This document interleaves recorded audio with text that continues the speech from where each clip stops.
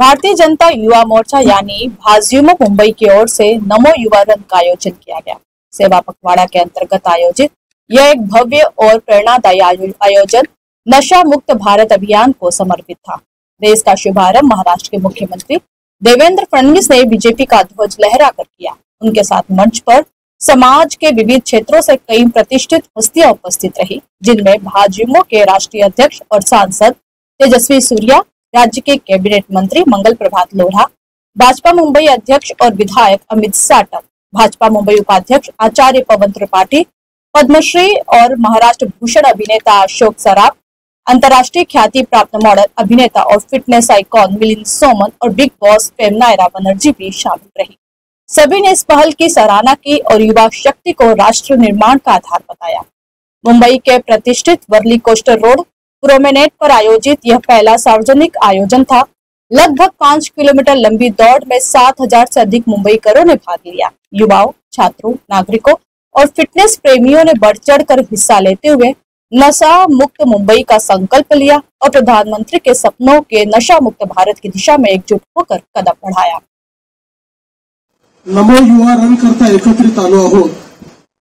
देशाचे प्रधानमंत्री माननीय नरेंद्र मोदीजी यांच्या अमृत महोत्सवी जन्मदिनाच्या निमित्ताने संपूर्ण भारत कृतसंकल्पित झाला आहे आत्मनिर्भरतेकरता। आणि आत्मनिर्भर भारतामध्ये आत्मनिर्भर युवा ही आपली संकल्पना आहे। आपण सगळ्यांनी भारताची ताकद ऑपरेशन सिंदूर मध्ये बघितलेली आहे।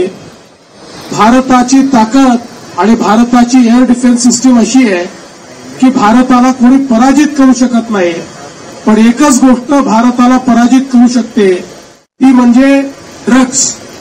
जर आमचा युवा हा नशामुक्त असला, ड्रगमुक्त असला तर भारतावर कुठलंही आक्रमण या ठिकाणी चालू शकणार नाही, भारताला कोणी पराजित करू शकणार नाही। पण आमच्या युवाला या ठिकाणी जर आतूर पोकळ करून टाकलं तर मात्र या देशाचं भविष्य असणार नाही। आणि म्हणूनच आपण ही थीम घेतलेली आहे, नशामुक्त भारत, नशामुक्त मुंबई, नशामुक्त महाराष्ट्र।